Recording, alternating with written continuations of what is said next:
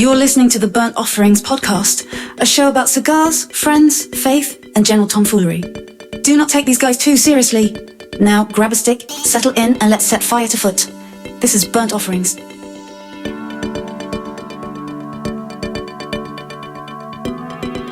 Well, hello and welcome back to another, what I'm going to call a special edition of Burnt Offerings. Special edition, yeah. We are kicking off a new series, friends. Myself, Patrick, alongside my dear friends Steven and Ryan. It's just like a mini series, like Shogun. When I was a kid, it was on TV. You know what I'm talking about? Like a 4 episode. Multi-night experience. I don't think we had to go back to that early in the 70s to understand what a TV miniseries is, but sure, yeah, Shogun, that's what we're doing. Well, that's exactly right. Good, I'm glad that's where I went. We're going to see the heroic journey of Steven through America's cigar country. Guys, we are on a road trip. We've taken the show on the road. We've headed down Road trip to sunny Florida in the depths of winter. And we've left the Midwest, and it was cold. Yeah, it was 1 degree when we boarded an airplane for Florida. Please don't tell our wives what the current temperature is. That's right. 66 It's so warm, I don't even need to know how warm it is. We're at FSG, Florida Sun-Grown Farms, where if you are following along, we had 2 of the cigars that part of the from here already on the show. We've had the 20 Acre Farm. Oh, that's right. Yeah. And the second one was the Bricktober. The Bricktober. No. That what did was not it? have these in it. We have not. That might have been the only one that we smoked that had tobacco from this farm. We are literally sitting in the barn, the drying barn. So this tobacco is air dried. So we are going to go on a geeky deep dive about tobacco today. We do have a cigar in our hand. Unfortunately, we didn't actually have forethought of getting an FSG stick, which we'll explain in a little bit of how this happened. Okay, but we are sitting in the barn. You might be able to see the tobacco if you're watching the video and not listening. We are literally surrounded by tobacco that will eventually be in cigars that you can actually buy, and we'll get that rundown for you at some point in the show. You can know where that is, and we're sitting here, and we've had great people to come and greet us and talk to us, and we just cold called somebody at a farm. Here we sit. What I wish for our listeners is that smell-o-vision. You know, from Willy Wonka's smell-o-vision, taste. I wish that were a thing because sitting out here in this drying barn, surrounded by all this tobacco, yes, it's a smell unlike I've ever been able to enjoy before. Yeah, it's great. It's been a special day too. Yeah. You know, I mean, like, and we'll get into it, but it's just been really, really cool to kind of stumble into the chance to even record here. If you can't tell, we are giddy. Yes, we are. Yeah, very excited we're. But let's give a brief second. Maybe we talk about what we're smoking real quick. I know it's not going to be the focus of the episode, but as is our style, we at least should let you know because it's pretty good already. Yeah. So we got into Florida last night. We're in the Tampa area where we're staying. So the first thing we did was we got on Google Maps. We found where the nearest tobacco shops were. And this morning we got up, got ourselves some coffee and hit a quick little humidor and picked up the Ybor City Blend 2006 by Tampa Bay Rollers. So we wanted to go with something local. And again, we didn't know, honestly, when we set out today, we weren't sure what we were going to get into. And our thought was as well, worst case scenario, we can pull up somewhere, smoke this Ybor City Blend together and get an episode out of the day. But we certainly didn't realize we'd be pulling up here to the Florida Sun-Grown Farm. Them being so graciously like, wonderful. Sure, come on in. And the owner's name's Jeff. Yeah. Owner of Corona Cigar Company, all over Florida here. Very successful in the cigar space.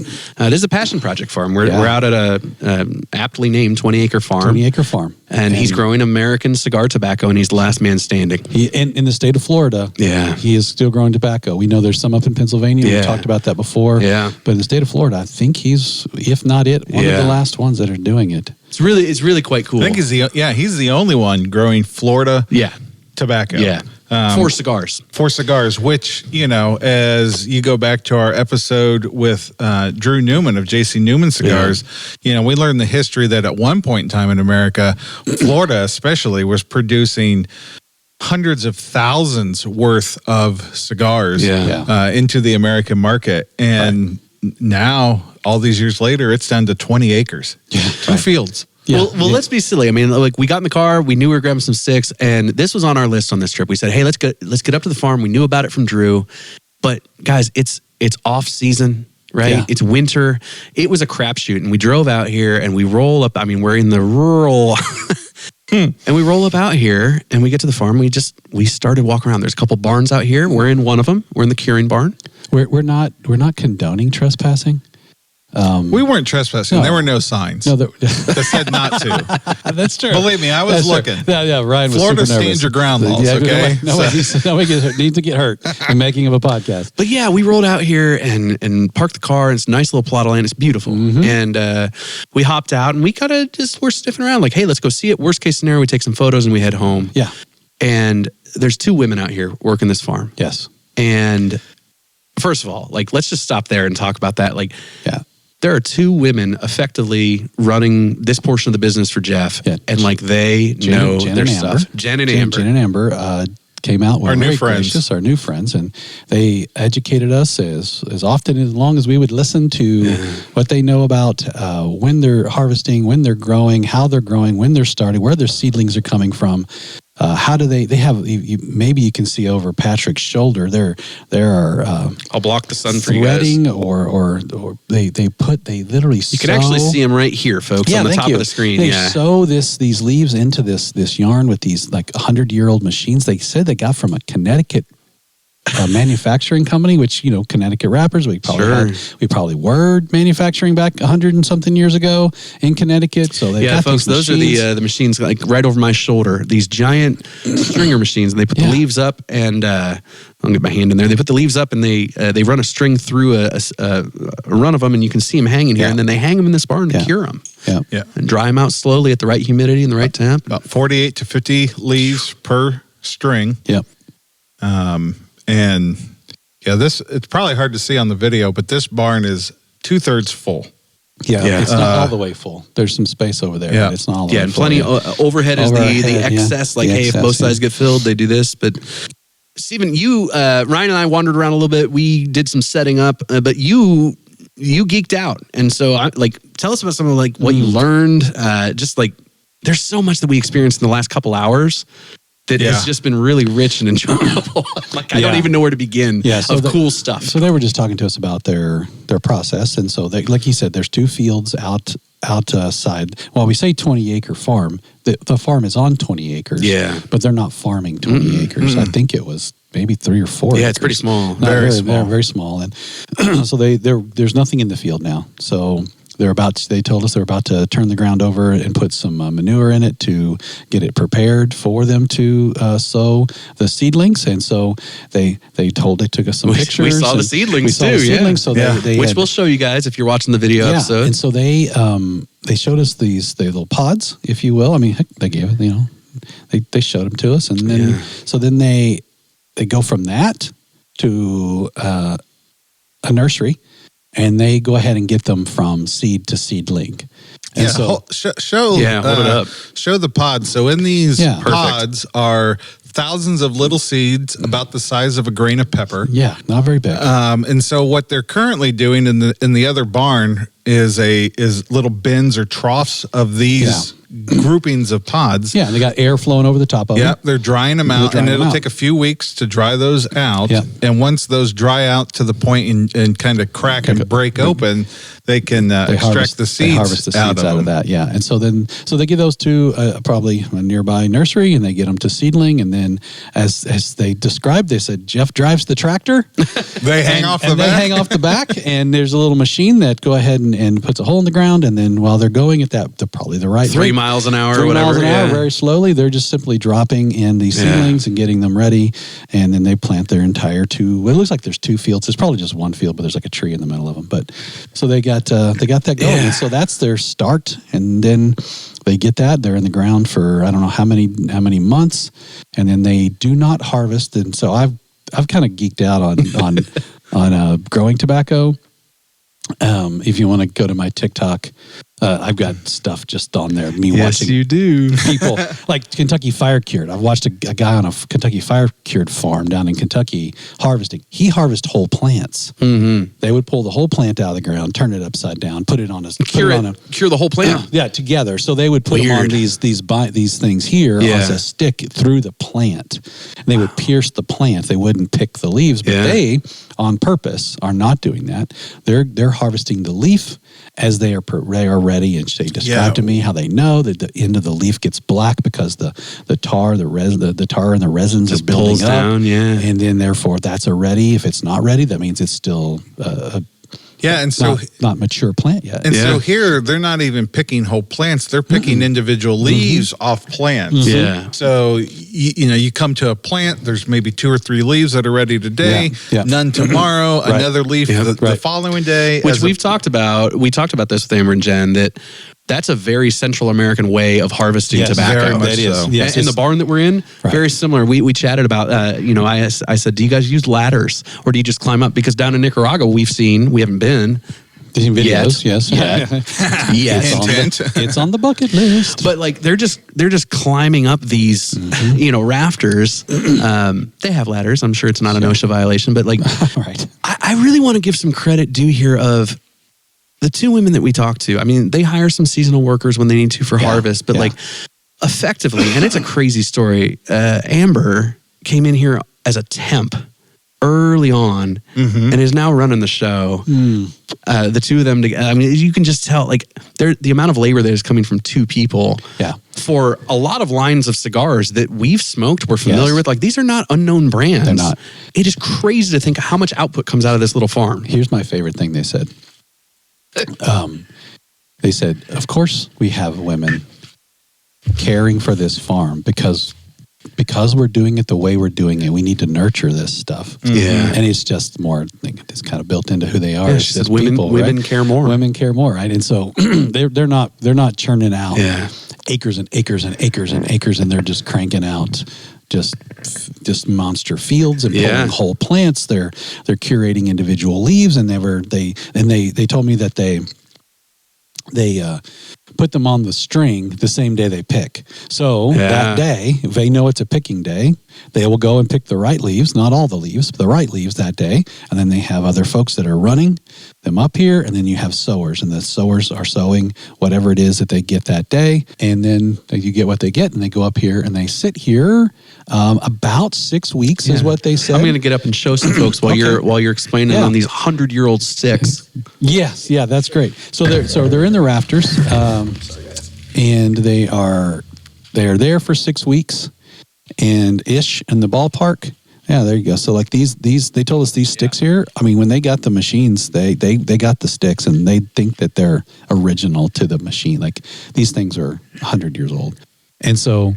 They do that, and they sit in the rafters for 6 weeks. And so their goal is wrapper grade. Like that's the top of the line, right? Because that can be put on the outside of a cigar. If it can't be wrapper grade, then it can be binder grade, right? And kind of work down to filler based on the quality of that particular leaf that they get. And so underneath on the ground here, there is water. Just kind of being trickled out. The reason for that is because it's a drying process. It's a dying process, really. Yeah. Right? So these things, us Midwesterners. A decomposing process. Us Midwesterners know what the heck raking a leaf is like. Because we know that crap's a mess. And so these are not going to get crunchy because I don't need them to be crunchy. You can't roll a cigar with a crunchy leaf. So the water on the ground adds the humidity to the air, and then the fans, which they kindly turned off for this hot minute while we're doing this, circulate the air, while they're drying and they're staying humidified at the same time. Yeah, didn't Amber say that before 11 a.m. they're able to handle the leaves? Time.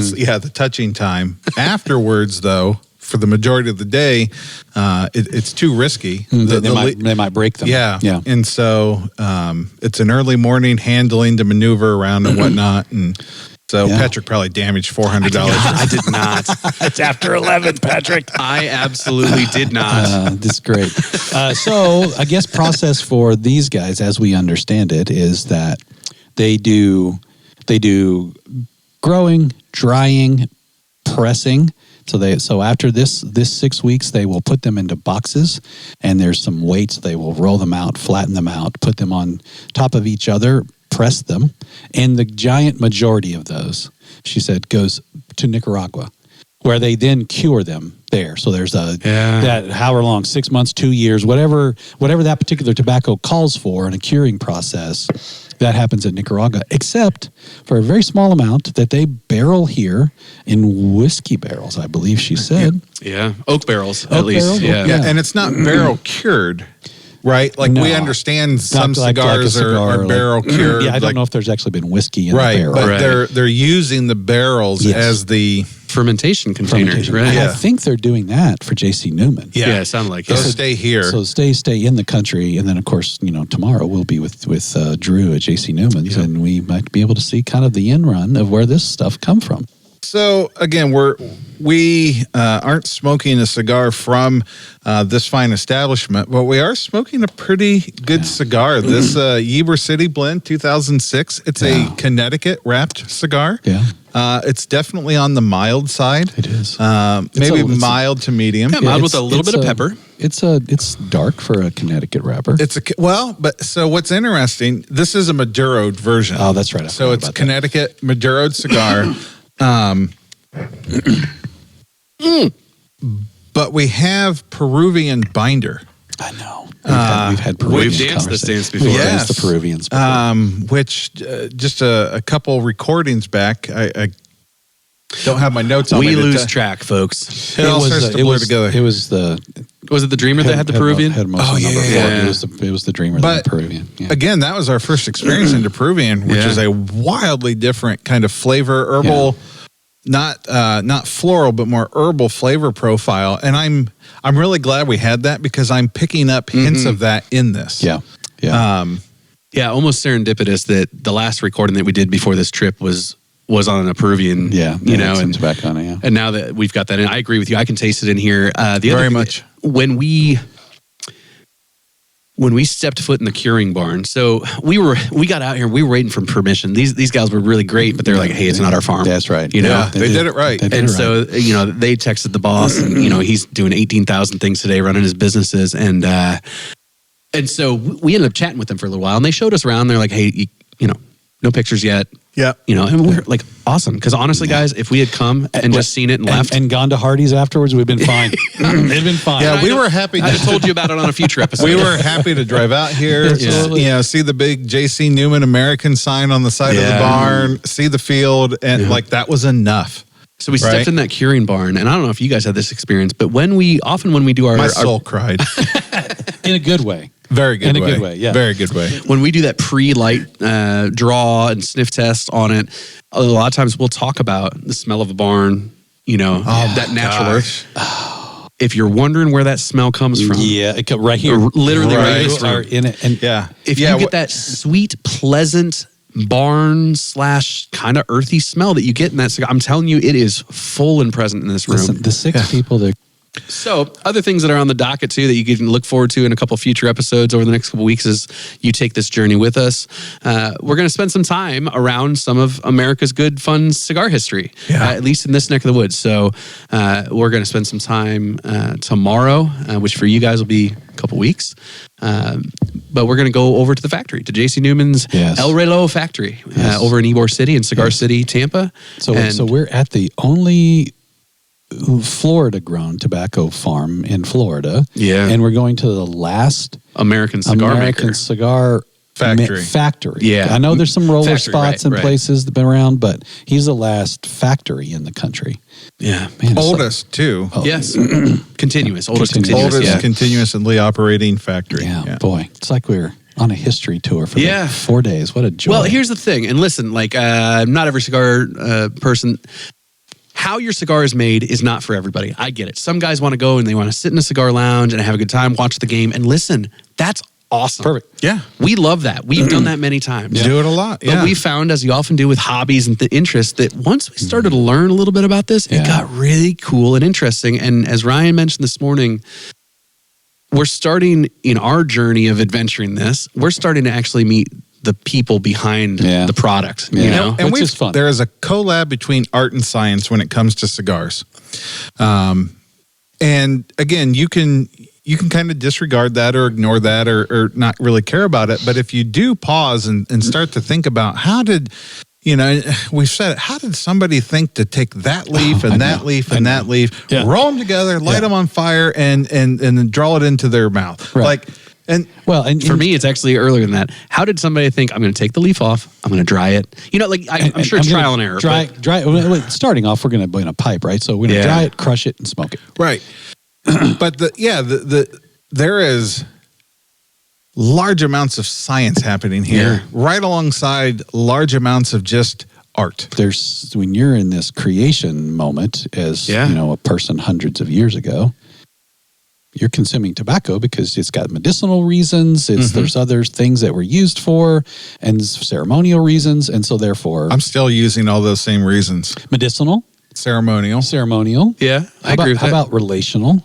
Yes. How about emotional for you? Is it emotional? On the right days? I had an emotional moment when they rolled that barn door open. Listen, joke. So one of Ryan's favorite cigars is the American. Yeah, by J.C. Newman. By J.C. Newman. There's an American symbol on the outside of this barn. It's got the logo from the band. Yeah. This farm grows the wrapper for the American cigar. Yes. So the tobacco you're seeing over our shoulders here, at some point, some of it will end up in an American. So if you ever buy a J.C. Newman American stick, you are smoking this tobacco. Yeah. So you get the wrapper from here. I think they've got Pennsylvania. Yeah, Pennsylvania, Connecticut. That's coming from up there. Yeah. Yeah. It's all American tobacco, and the wrapper you're looking at it right now, and it's currently drying form. Yeah.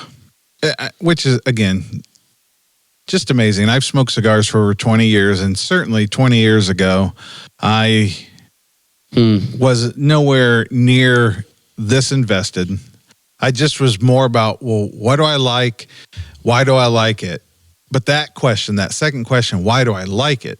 Yeah. Started me down. That journey, yeah. And I'm wired in such a way that you can ask my wife. There's never been a hobby that I've gotten into that I don't slow roll into a hobby. No, you're in over head for head. And bro, you're 20 plus years deep now. Credit card debt into a hobby before I've ever cracked the first moment. I remember I used to do Frisbee golf years ago. I love this about you. I didn't go out and just buy like a putter and a driver. I went out and bought a bag. They have putters and drivers for Frisbee golf? And mid-range. And that's so good. I had an app on my phone to track.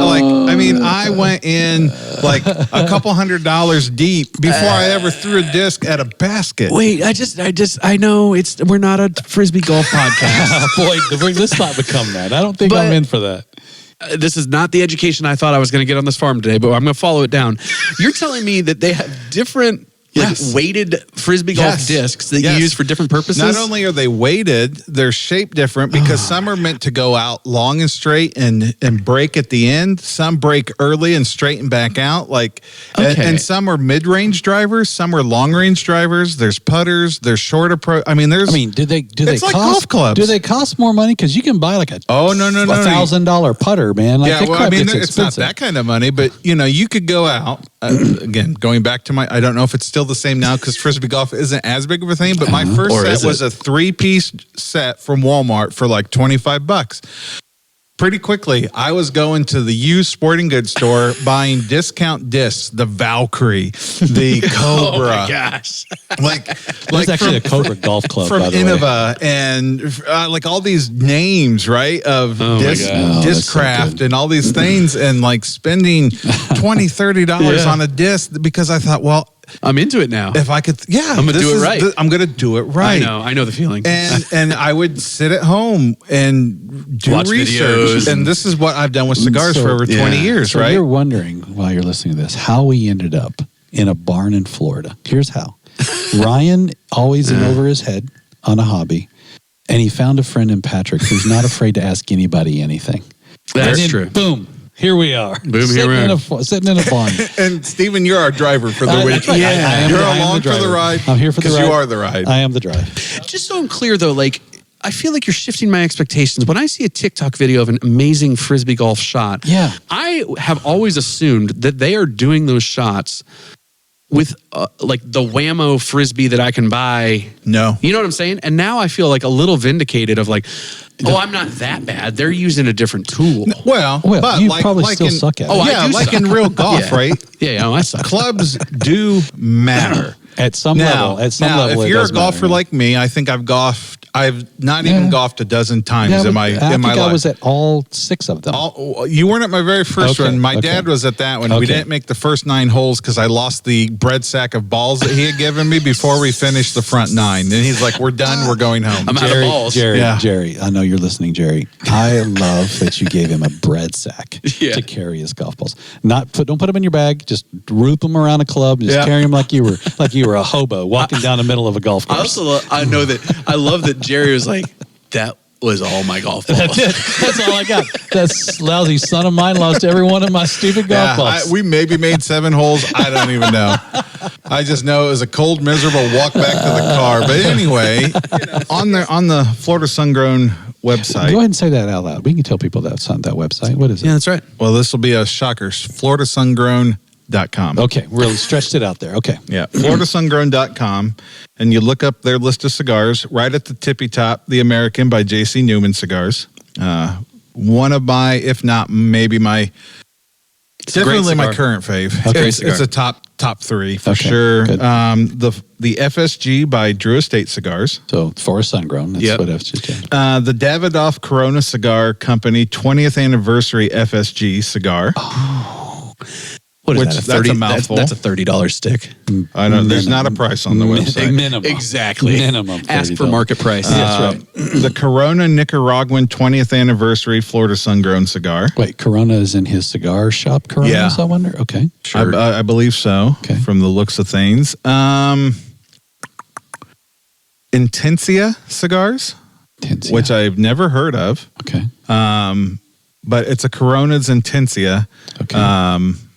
Full flavored, full bodied cigar. So sounds like something I would love. Can I just say the Florida's price on cigars? Well, let's talk about is that. beaten- Well, it's not California prices. well, it's not Ohio prices. Yeah, so let's either. do some comparisons. We went into the humidor just at Norman's Liquor, right? Decent little walk-in humidor. Yeah, a cigar room that was called, Yeah, it it was wasn't walk-in like humidor. it wasn't a tabletop or a little cabinet rack on the counter. It was a full-on walk-in humidor, 2 sides. And selection was strong, right?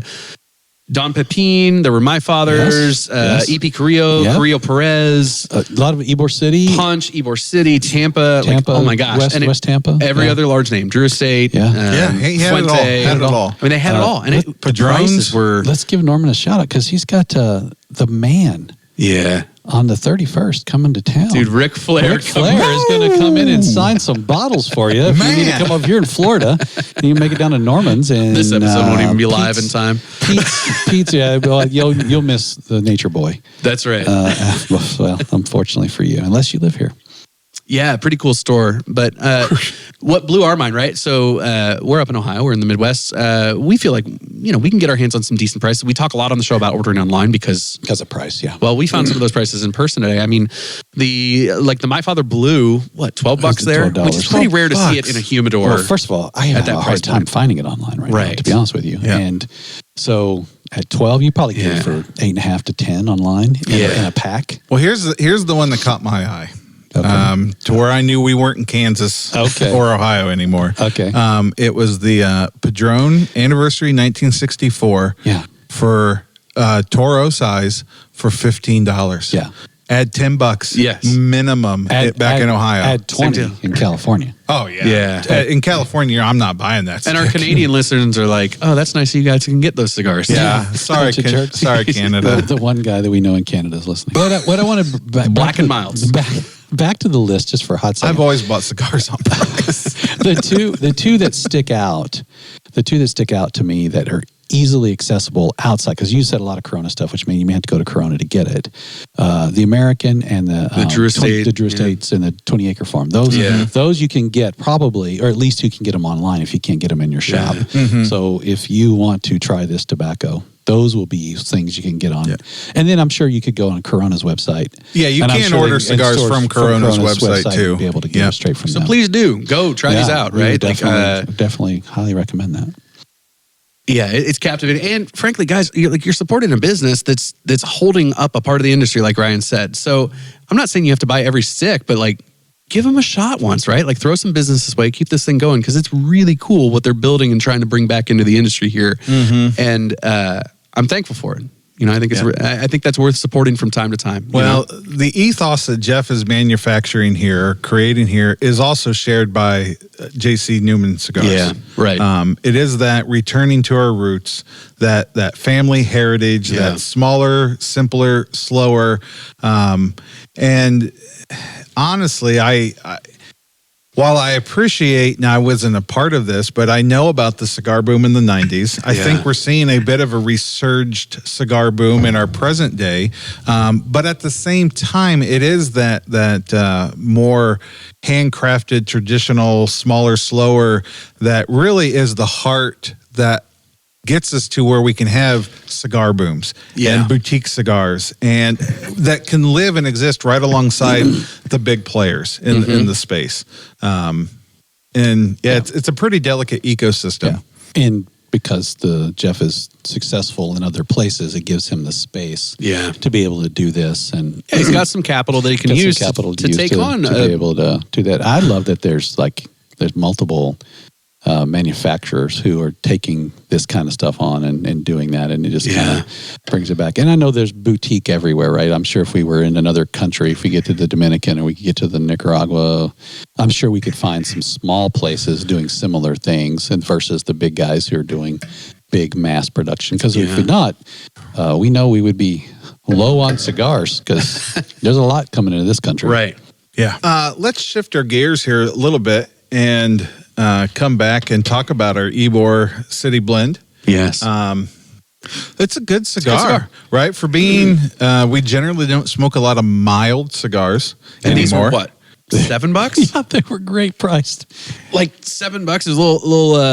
It was $8.04 with tax.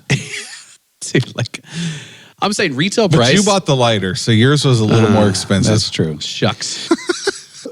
Yeah, my Bic really set us over. That was $1.29 more. Yeah, it's mild bodied. I've got a little bit of interesting spice throughout the flavor. Yeah, there's a little it's not spice. Hot. Yeah. No, I do like it's probably the oiliness of the Maduro. I like the creaminess of it on my palate. I do like that. And so it is different in that way. And but yeah, it's not harsh. It's not, as you said this morning as we grabbed it. Oh, good. At 9 o'clock in the morning. 9 o'clock in the morning, because we waited till he opened. Oh, that'll be a good breakfast smoke. And it would be. It would be, but we didn't until this afternoon. Yeah, it would be, because it is a mild bodied cigar, but its flavor is relatively full flavored. Or at least mid flavored. Like there is some creaminess, a little bit of peppery spice, kind of hinted as an undertone, a little woodiness to it as well that I'm picking up on. And again, I'm expecting that now that I have a little bit more knowledge about what Peruvian binder is bringing to this cigar. So it's not... Anymore, I tend to stay away from a more mild cigar because it doesn't bring a lot of flavor to the table, oftentimes. But this one does. It does. And it's pretty nice. It's burning nice. It's smoking nice. I did look up their website, and one of the things they talked about on their website was basically the bragging about the ash construction. Yeah. Well, they weren't lying. I mean, the ash is holding tight and strong. It grips. Yeah. You can enjoy this product. You can enjoy a great cigar your entire life and never have to dig deeper than, that was just a really good cigar. That was a good cigar. I enjoyed that. But I'll tell you what. I'll buy one again. If you want to, there's a richer depth here. Just knowing where it came from. And, even what we talk about on the show, yes, knowing Nicaraguan tobacco brings a certain flavor, knowing Ecuadorian or Habano wrapper, all of those things help you unlock a little bit of like, what do I like about this? And what you find at the end of it is, it comes from the place, and it comes from the people of how they do the work. Yeah, and a million people, a million times, thousands touches, of people, a million touches. times have touched this so that you can enjoy it Yep. at $7.50. Right. Like not a 804. Hey, and let's get wild. Plus tax. Let's say 750 plus tax. So let's 804. say small operation. It's probably not true, but let's even conservatively. Let's say a small operation like this. Maybe it's half. That's still 500,000 touches. Yeah. And I don't think that's true on this, even on this stick. But 500,000 touches is still astronomical. Yeah. Right. And all those touches of rotating the product, moving it in the barn, right? And that's all before it gets to, it's crazy. Cool. I mean, do you think the airline would let me just take a bundle? I don't know that the airline is who Jeff, you have to worry about. It's probably the owner of the bundle. I promise I took no bundles. That's right. Leaving, I promise. That's right. You come walking onto the airplane looking like the scarecrow from Wizard of Oz. Got them shoved in my shirts. Sticking out of your collar and everywhere. What are you doing? Oh, I'm just an extra on the Wicked show. I'm just an extra. It's just my padding because these seats are so paper thin. That's right. He sits down in the middle seat. He plops his arms right on his knees, and there's just tobacco leaves coming out of the sleeves. Oh, that's so. I want to do that. Let me do that. If I only had a brain. Yeah. Fun fact: 4th grade, we did Wizard of Oz. I was the Scarecrow. Full circle. We're doing it now. That's awesome. We're going to the thrift store. We're going to get a flannel and some jeans. Some overalls. That's right. While away the hours. Nice felt hat. Smelling the flowers. You can still do the part? This part. This fall, Steven will be reprising his role as the Scarecrow. If I only had a brain. But I'm about to burn my fingers. Yeah, you're there. And you guys are not far behind me, but you're close. Yeah, getting there. Do we want to put the cigar Let's to do bed it. and then maybe Let's put the episode to bed here? So, We have so much more to share later. So We got to much put a more. lid on this. We haven't talked about it a lot. It has been mild, smooth, and creamy. Mm-hmm. And it has that oily wrapper for me, which is totally in my sweet spot. I've just thoroughly enjoyed this cigar. Yeah. It's the right size. It was what's the shape that we have? I can't remember. I'm going to look at the wrapper here. We had it was an Ybor pig. What they referred to it as. As a little pigtail on the end. It was pigtail with a little probably about a Robusto. It was a Robusto size, but it was a little more bulbous in the middle. Yeah. So it wasn't a straight Robusto in that size. Perfect size. Yep. The flavors. And we grabbed it for this purpose. We knew, hey, we're going to be out on the road a little bit. Let's just have a stick in case something we kind of quick get an episode in.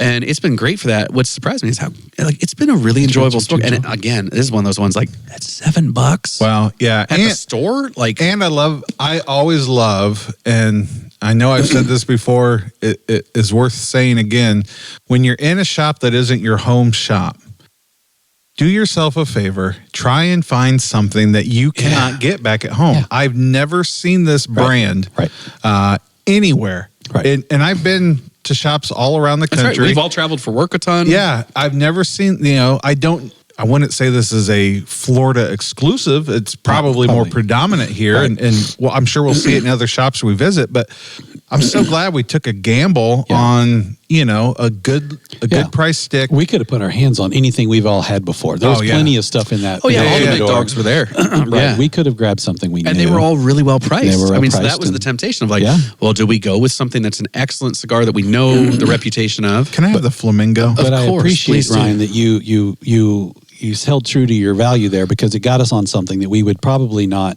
I mean, maybe we buy a couple on the way out the door, on the way out the state, right? And go home, and we, maybe you can buy this on the internet. I don't know, but it was nice that we tried something. But even if you can, we wouldn't have likely stumbled into it and ordered it without a recommend or a review from somebody else. Yeah. So here's your review, folks. Yeah. It's good. It's really good. I'm going to. For me, it was nice and solid. I'm going to put a 7.5 on it. It was nice and solid. It wasn't the best thing I've ever had in my whole life, but it was strong. Yeah. I'd give it a 7. Okay. Yeah, I was actually in the exact same spot. Experientially, it's pretty up there for me. It's been a wonderful experience, good construction, great burn, and the environment. Guys, I'm looking. There's temperature gauges in there. It's 7 degrees in here. It's warmed up a little bit while we've been here. Yeah. The door's open, so the humidity's dropped a little bit, and that makes sense. There's a nice cool breeze just slow pulling through the barn here. Yeah. And I'm sitting in a tobacco barn. Let's be honest. The odds that we ever get to do this again are 0. They're low. They're higher than 0. Higher than 0, less than 10. We cracked the door. But hey, anytime any manufacturer wants to invite us to their barn and let us talk about them for an hour and a half, I'd be happy to do Well, I think here's the message we're sending. If you are a tobacco farmer and you don't want us showing up, you better have a gate. Have a security guard. Get you a at gate. the gate. That's right. That's right. Because we would have went home if the gate was closed. That's Yeah, true. sure. We would have taken some pictures at the gate. Yeah, that's right. Yeah. We would've. And that would have been that. Thankfully, it's not that way. I know that to be true because I drove up to Augusta National when I was about 25. When I lived in Georgia, they have a gate. I bet they do. And there was a guy there, and I was not allowed on. I was like, "Can I just take some pictures?" Yeah, take your pictures. You can't leave past this gate. I'm like, Yeah, well, when I was about the same age, I drove up to a gate that had a big number 23 on the "Oh, front. come on now." In Chicago, drove up to Michael Jordan's house there, former house. It finally sold. And when he was playing with the Bulls, that's where he I lived thought in you were Chicago. talking about LeBron. No. Hold on. No, that gate will just flop right over and you lean on it. Oh no! Now we're in a generational argument right there, aren't we? Oh, there's no argument to be had. Yes, there is. I went to the goat's house. Oh yes, you did. You and I are on the same page on that. But Yeah. I know our brother. 'Cause we're down old there- enough to be Yeah, right. We're all enough to know better. We ought to know better. It's not a hill I'm willing to die on. Good, because you will die. You will die. Listen, Oh my gosh. the reason I can't die on it is because Jordan is just so in his own stratosphere and too important to the game. Like, you can't take away his GOAT status. Nor But should that you. shouldn't take away from the fact that LeBron is definitely in that GOAT status as well. So here's the really weird As thing. well. None of us, we didn't say anything about LeBron. You brought it up. Actually, I did. Well, He you brought it mentioned up. it, Yeah. but you went to this weird, I need to defend this poor man.